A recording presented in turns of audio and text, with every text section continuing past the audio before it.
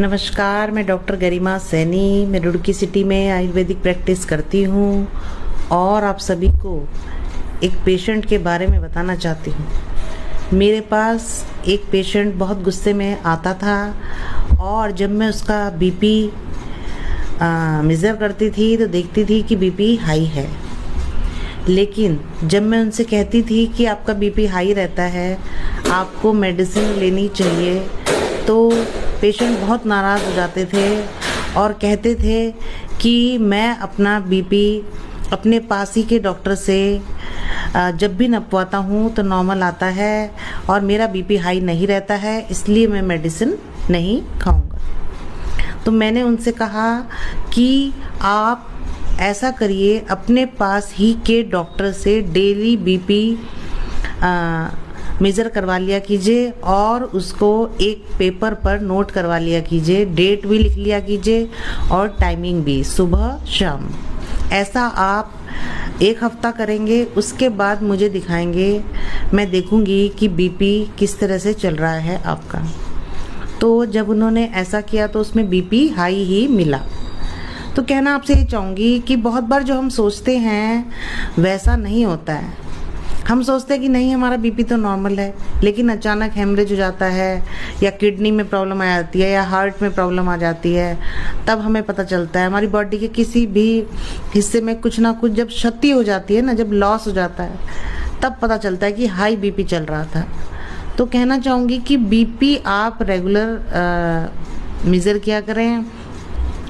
BP की machine easily available है, आप ले सकते हैं, घर में रख सकते हैं। उसको नोट करिए, सुबह शाम अपना मेज़र करके, इससे आइडिया लग जाता है कि बीपी हाई की ओर है, लो की ओर है या हाई लो फ्लक्चुएट कर रहा है। तो बीपी आजकल बहुत ही कॉमन समस्या बनी हुई है, जिसकी वजह से अचानक से आपको सुनने में मिलता है उसको हेमरेज हो गया या उसको ये परेशानी हो गई या उसकी किडनी में ये प्रॉब्लम हो गई, कुछ भी हो सकता है। एक्चुअली जब हाई बीपी आपका चल रहा है तो वो हाई जो प्रेशर आपका ब्लड का है वो कहीं ना कहीं तो जाएगा ही, कहीं ना कहीं तो किसी ऑर्गन को पुश करेगा, तो उसके साइड इफ़ेक्ट तो आपको देखने के लिए मिलेंगे ही।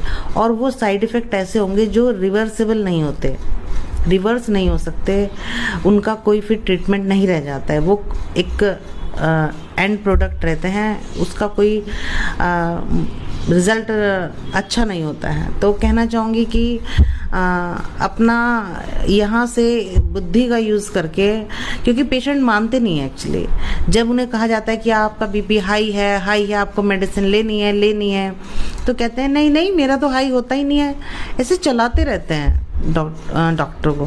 तो ऐसा चलाने से डॉक्टर का नुकसान नहीं होता, एक्चुअली आप ही का नुकसान होता है। आपको कभी भी कुछ भी हो सकता है। एक सिंपल सी मेडिसिन आपको इस ज़िंदगी को जीने का मौका दे सकती है। तो उस हाई बीपी को, उस सिचुएशन को आने ही क्यों देना है?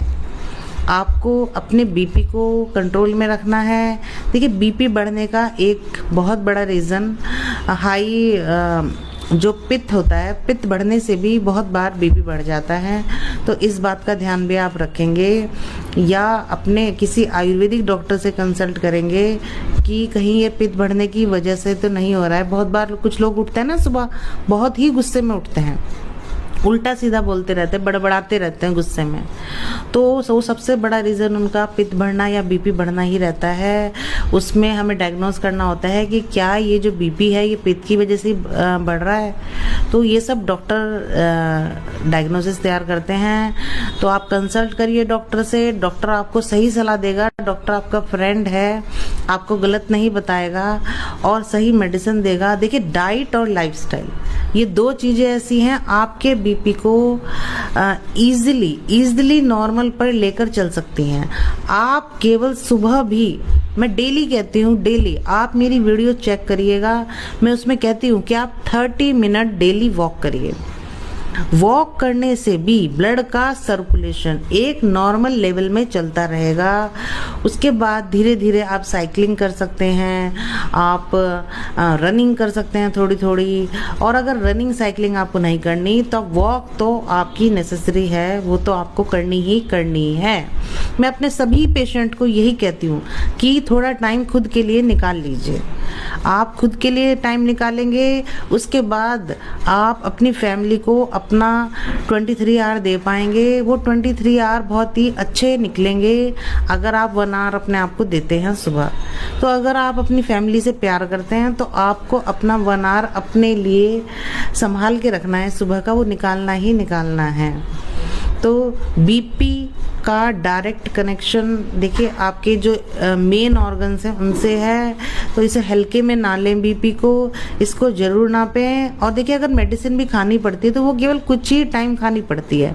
जैसे आपने मेडिसिन स्टार्ट की, साथ में वॉक, रनिंग या साइकिलिंग स्टार्ट की, तो 1-2 महीने के अंदर ही बीपी नॉर्मल की तरफ आने लग जाता है और दवाई धीरे धीरे हम लो डोज पर लाना स्टार्ट कर देते हैं और फिर उसको परमानेंट रिमूव कर देते हैं। तो उसके बाद बीपी आपका हाई नहीं होता है, क्योंकि तब तक आप अडेप्ट हो चुके होते हैं, उस आदत को बना चुके होते हैं। 21 डेज की वो आदत जिसमें आपने अपना लाइफस्टाइल चेंज किया है, डाइट चेंज की है, आपने चेंज किया है अपना तेज नमक को खाना। तो नमक को हल्का करना है, ज़्यादा नमक आपको नहीं लेना है अपनी डाइट में, और वॉक करते रहना है। फ्रूट्स, जूसी फ्रूट्स आपको लेने हैं। देखिए कैसा होता है ना कि प्रकृति ने जो फल दिए हैं ये आपकी बॉडी के साथ में हैं, आपकी बॉडी को अच्छा फील कराते हैं। तो फलों का सेवन भी आपको करना है, ये आपको अच्छी फीलिंग देंगे। अच्छी फीलिंग देंगे तो अच्छे अच्छे हार्मोन सिक्रेट होंगे और जो वो गुस्से वाले हार्मोन थे वो हट जाएंगे, तो बीपी भी नॉर्मल आना स्टार्ट हो जाएगा। तो देखिए सब आपस में इंटरकनेक्ट है ना, आपस में कनेक्ट है सब। कोई भी थियोरी आप ले लीजिए हमारी बॉडी से रिलेटेड, सब आपस में कनेक्ट है। तो आप एक चीज़ ठीक करेंगे तो दूसरी अपने आप ठीक होती चली जाएगी। गुस्सा नॉर्मल करेंगे तो गुस्से की वजह से अगर बीपी हाई होता है डेली सुबह में वो कम हो जाएगा, और डाइट ठीक करते हैं तो अच्छी अच्छी फीलिंग आने लग जाएगी, गुस्सा अपने आप कम होने लग जाएगा, बीपी अपने आप कम होने लग जाएगा। तो सब एक दूसरे से इंटरकनेक्ट है, केवल आपको लाइफस्टाइल बदलने की ज़रूरत है और फिर देखिए जादू हो जाता है, मिरेकल हो जाता है। तो तैयार हैं आप इस मिरेकल को करने के लिए अपनी लाइफ में? अगर रेडी हैं तो स्टार्ट कर दीजिए आज ही से, किसी का भी वेट मत करिए, आप स्टार्ट कर दीजिए। मैं आपके साथ हूँ, मैं आपको सपोर्ट करूँगी। तो स्टार्ट करिए, अपनी वॉकिंग आपको स्टार्ट करनी है। एक साइकिल आप ले लीजिए, आपको साइकिलिंग करनी है। साइकिलिंग में जो मज़ा आता है ना वो बहुत ही एक अपर लेवल का होता है जब आप साइकिल चलाते हैं। तो ना कार चलाने में वो मज़ा आता है, ना एक्टिवा में, किसी भी अच्छी से महंगी गाड़ी में बैठकर आपको ऐसी फीलिंग्स नहीं आती हैं जैसी साइकिल पर आती हैं, साइकिल चलाते टाइम आती हैं। तो इन फीलिंग्स को आप मिस नहीं करेंगे। आपको वॉक करनी है, आपको साइकिलिंग करनी है।